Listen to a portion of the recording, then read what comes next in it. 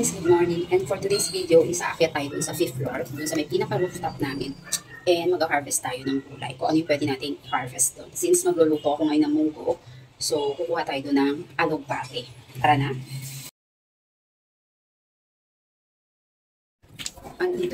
Andito na tayo sa 4th floor. Ito 4th floor. And ito yung 5th floor. May harang. Ito na yun. Andito na ako sa taas. So, ayan si mother. Gumagawa siya ng fertilizer sa mga tanim niya na halaman. Halaman, gulay. Ayan, dito na tayo. O, diba? Maganda tumambay dito. Ayan. Upo muna tayo.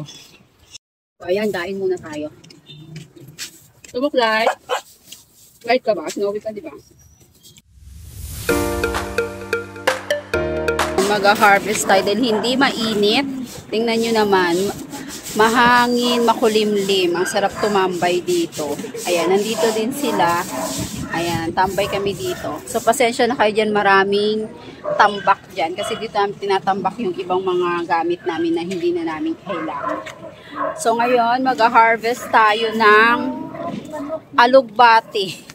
Maninimot tayo ng alugbati dito panghalo.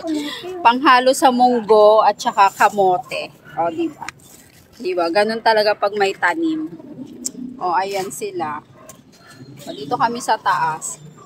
Meron din kami ditong pangtinola. Pangtinola namin, ayun o. Ayun, pangtinola. Ayan. O, pangtinola.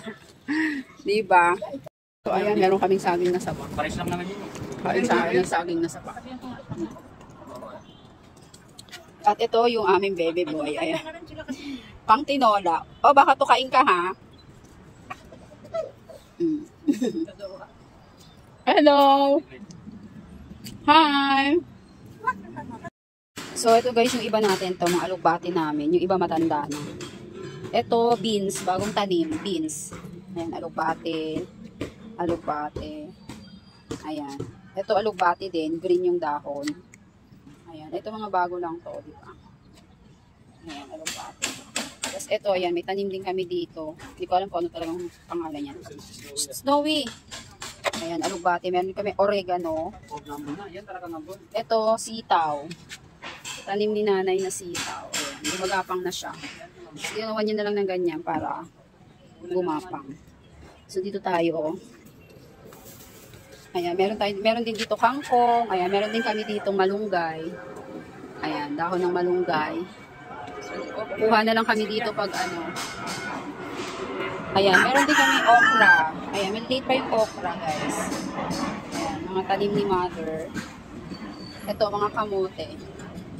Kamote. Ayan.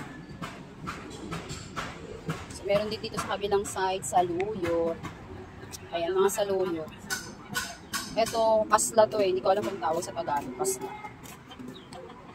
Ayan, may mga bunga na rin yung pasla na.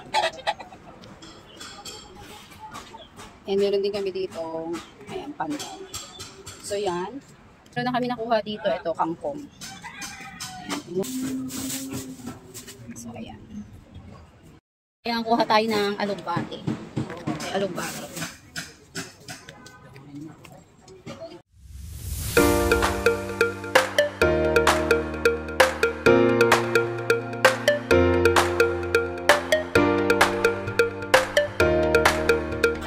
Dami na namin nakuha sa isang plastic.